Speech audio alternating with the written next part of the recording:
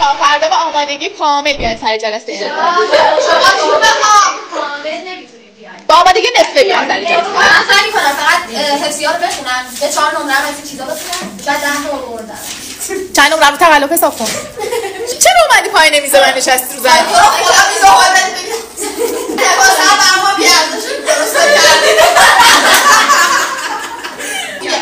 به هر حال منم با یه دسته گل امتحانو کنسل نمی‌کنم. شما فکر کردین من دبیرم که بتونید منو با رشوه بخرید؟ تعدادمون بالاست. اگه به شما از اون نظر چیز بدیم، چیز؟ چی بدیم؟ خیلی کم میشه بینمون. خب سیرمیسی؟ بعد ما به تفاهم برسیم. داره فکر کنه. الان میام بالا سرتون و اگر دیدم سوال رو ننوشتین، نه تنها امتحانو که فردا میگیرم که سر جاشه، دو نمره از امتحان فرداتون کسر میکنه. ببخشید نداره، پاشو برو از کلاس بیرون. هیچی نگو، پاشو از کلاس برو بیرون. پاشو از کلاس برو بیرون. من با شما نبودم. شما پاشو از کلاس برو بیرون. نه. اعتراض داری شما؟ اگر اعتراض داری شما هم بفرمایید بیرون. میتونیم به هر کس اعتراض داره میتونه بره بیرون. مشکلی نیست؟ پس ادامه بدیم. همونطور که دیدید این پدیده یه لحظه ریحانه، الان واقعا هیچ کس مشکلی نداره؟ پاشو برو بهش بگو بیا. بفرمایید تو. داشتم چالش میگرفتم. قبلش هم با مهدیه هماهنگ کرده بودم. از من بعید این رفتارا؟ بچه‌ها با این چالش میخواستم این درس رو امروز بهتون بدم که اگر میبینید به ناحق داره به کسی زور گفته میشه یا داره به کسی ظلم میشه، مهم نیست اون فردی که داره ظلم میکنه در چه جایگاهیه یا اون فردی که داره ظلم میبینه در چه جایگاهیه. شما به عنوان یک انسان وظیفه دارید فارغ از منافع خودتون، وظیفه دارین که از این کار جلوگیری کنید.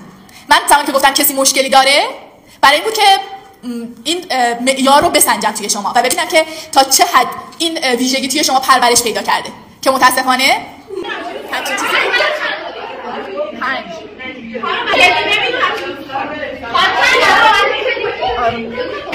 جمع نمراتت رو حساب کردم، تقسیم بر تعداد کردم، شد 5. چند بهت بدم؟ 10. خانوم من حالا که اینجوری هستم، من 4 نمره خودم برام بذارید. تقلب دیدی میگرفتیم. گرفتم. گرفتیم. خودت رو گرفتم. دلیلی نیست، چرا ربطی داره؟ اونجا میگرفتیم، من اونجا که داشتم میگرفتم تقریبا این تابلو هول میشه ولی اون برمی تمرکز داره.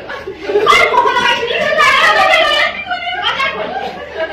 خواهی باید نمرمو بدیم با اون یکی 14 میکنم. بچه ها رعایت میکنم. در کنی لحظه باید نمرمو بدیم؟ اگه ندم مثلا؟ خواهی 14 میدیم. خواهی اگه نمیدیم شب داره کلاسی رو باقو کنیم. خب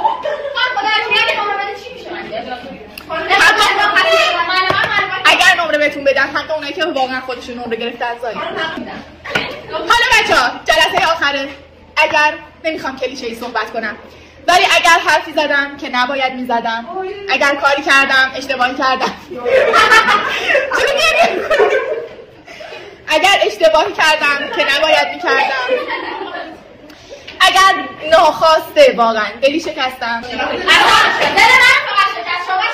پروانه من فکر کردم دل تو گلس داره.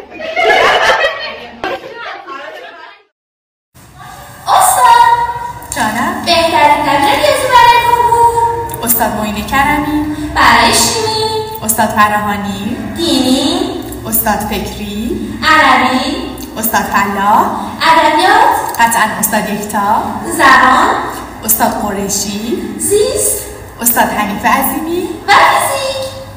بهترین دبیر فیزیک از دیدگاه خودت رو این زیر برام کامنت کن.